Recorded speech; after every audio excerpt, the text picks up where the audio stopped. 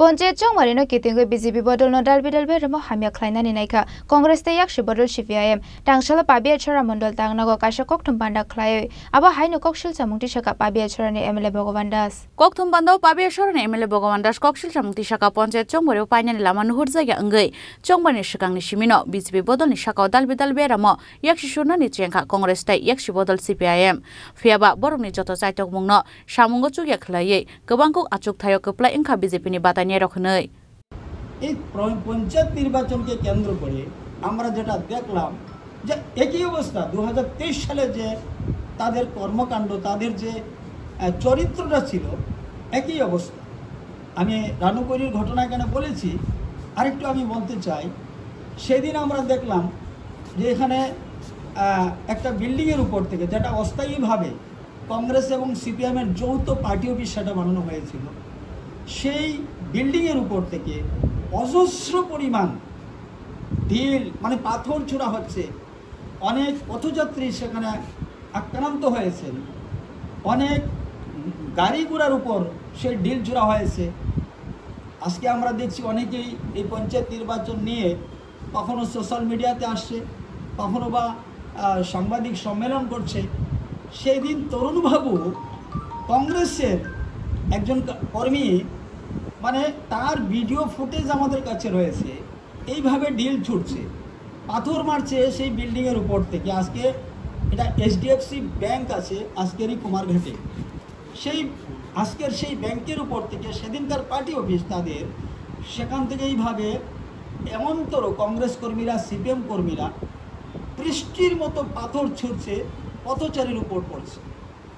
পাশেই কিছু ফল দোকান রয়েছে, সর্বশান্ত হয়ে গিয়েছে, একদম ধ্বংস করে দেওয়া হয়েছে এই ফল দোকানগুলোকে তারা লাঠি দিয়ে এবং ইট পাটকেল ছুঁড়ে। তারপর দেখলাম আমরা যে এইভাবে শত শত লাঠি নিয়ে তারা এই পার্টি অফিস থেকে বেরিয়ে আসলো এবং এলোপাতারি ভাঙচুর শুরু করে দিল কুমারঘাট শহরের বুকে। তাই আমি যেটা বলেছি যে নির্বাচন মানে তাদের কাছে একটা আতঙ্ক তৈরি করে দেওয়া, নির্বাচনটাকে প্রহসনে পরিণত করা, এটাই ছিল কংগ্রেস এবং সিপিএমের একমাত্র উদ্দেশ্য। এই পঞ্চায়েত নির্বাচনে তারা বিভিন্নভাবে উত্তেজিত করার জন্য তারা চেষ্টা চালিয়ে যাচ্ছে, বিভিন্নভাবে তারা মিথ্যা অপপ্রচার চালিয়ে বিভিন্ন সময় বিভিন্ন শ্রেণীগোষ্ঠীর মানুষকে উত্তপ্ত করার চেষ্টা করছে। সামাজিকভাবে তারা সমাজের মধ্যে তারা বিভেদ সৃষ্টি করার চেষ্টা করছে।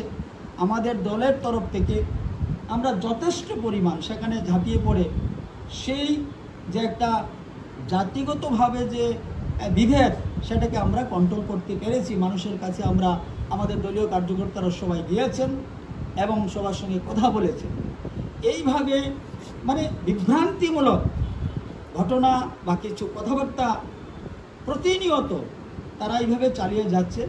তবুও ভারতীয় জনতা পার্টির কার্যকর্তারা সংযত এবং শান্তিপূর্ণভাবে এই নির্বাচনটাকে পরিচালনা করার চেষ্টা আমরা করেছি।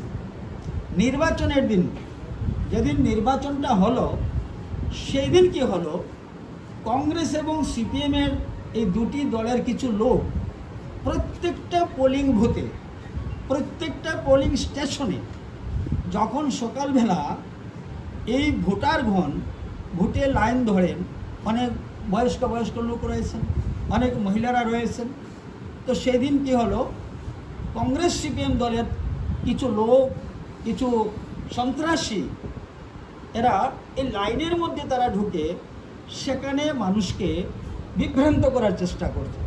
প্রত্যেকটা পোলিং বুথে আমাদের এখানে 19টা স্কুল রয়েছে এবং 35টা বক্স রয়েছে, মানে স্টেশন রয়েছে। তো প্রত্যেকটার মধ্যেই এইভাবে তারা 4-5 জন করে স্থানীয় এবং অস্থানীয় বাইরের কিছু লোক এইভাবে লাইনে তারা ভোটারদেরকে প্রভাবিত করার চেষ্টা করছে, বিভ্রান্ত করছে। কোথাও ভোটারগণ উত্তেজিত হয়ে তাদেরকে বাধা দিচ্ছে যে তোমরা কেন এইভাবে আমাদেরকে ডিস্টার্ব করছো, আমাদের ভোট আমরা দেব, আমাদের পছন্দ মতো, আমাদের চিন্তাধারা মতো আমরা ভোট আমাদের প্রয়োগ করব, কেন তোমরা এইভাবে আমাদেরকে বিভ্রান্ত করছো।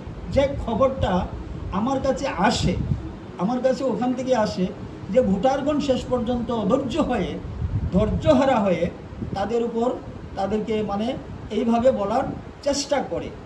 যাই হোক, আমরা দেখলাম যে আমার কাছে একটা খবর আসলো, আমি দেখলাম যে উজানদুধপুর গ্রাম পঞ্চায়েতের 82 মাইল ইংলিশ মিডিয়াম যেটা স্কুল রয়েছে, সেই স্কুলের 220 এবং 221 নম্বর যে পোলিং বুথ রয়েছে, সেই বুথের একই অবস্থা।